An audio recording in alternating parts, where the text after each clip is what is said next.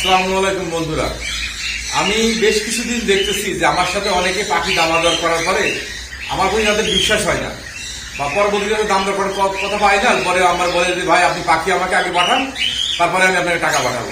আসলে কি অনলাইন জগতে এটা হয় বা এটা আপনারা কেউ কখনো বলতে পারবেন যে যারা আমাকে চেনে যে আমি যাদের সাথে লেনদেন করেছি বা আমি কারোর কাছে টাকা নিয়ে পাখি দিইনি বা কাউকে নষ্ট পাখি দিয়েছি বা অসুস্থ পাখি দিয়েছি, কারো টাকা মেরে দিছি, আমি পাখি পালি 8-9 বছর, আমি যার সাথে আমার কথা ফাইনাল হয় তার কাছে পৌঁছানোর আগ পর্যন্ত যদি পাখি জার্নিতে পথের মাঝে কোনো ক্ষয়ক্ষতি হয় সেটা ড্যামারেজ আমি নিজে বহন করি, বাট আমি একাধিকবার বহন করেছি।